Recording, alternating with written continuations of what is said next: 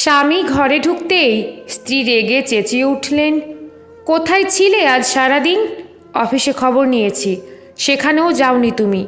ব্যাপারটা কি শুনি? স্বামী তোতলাতে তোতলাতে বলছেন, মানে। স্বামীর মুখের কথা কেড়ে নিয়ে স্ত্রী আবার চেঁচিয়ে উঠলেন, কোথায় কোথায় গিয়েছিলে বলছো না কেন? আর এই নোংরা বাক্স আর ছেঁড়া কাপড়ের পোটলা কোথা থেকে উঠিয়ে নিয়ে এসেছো? স্বামী কোনো মতে সাহস সঞ্চয় করে বললেন, আমি মাকে আনতে গ্রামের বাড়িতে চলে গিয়েছিলাম। আগুনে যেন পেট্রোল পড়ল। স্ত্রী ঝাঁঝিয়ে উঠে বললেন, কি কি বললে? তোমার মাকে এখানে নিয়ে এসেছো? তোমার লজ্জা নেই? তোমার ভাইয়ের কাছে ওনার কি অসুবিধা হচ্ছিল?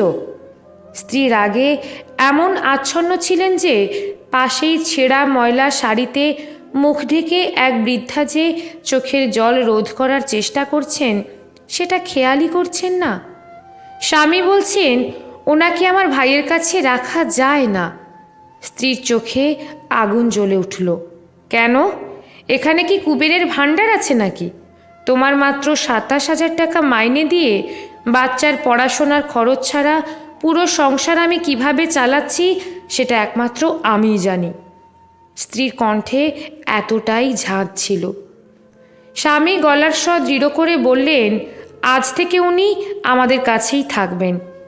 স্ত্রী গলার সুর সপ্তমী নিয়ে বলছেন, আমি বলছি ওনাকে এই মুহূর্তে তোমার ভাইয়ের ওখানে রেখে এসো, নইলে আমি এই ঘরে এক মুহূর্তও থাকবো না।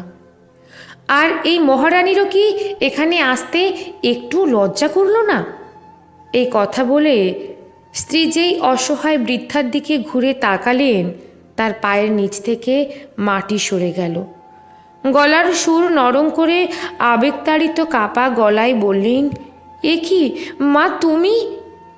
বৃদ্ধা চোখের জল মুছতে মুছতে কাঁদো কাঁদো হয়ে বললেন, হ্যাঁ রে, তোর দাদা বৌদি আমাকে ঘর থেকে তাড়িয়ে দিয়েছে।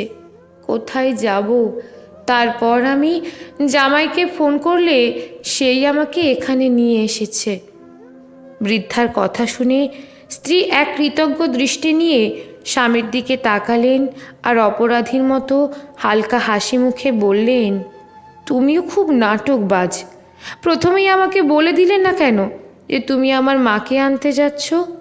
মা তো মাই হন, তোমার মা আর আমার মা আবার কি? লেখা সংগৃহীত, পাঠে রুম্পা বিশ্বাস।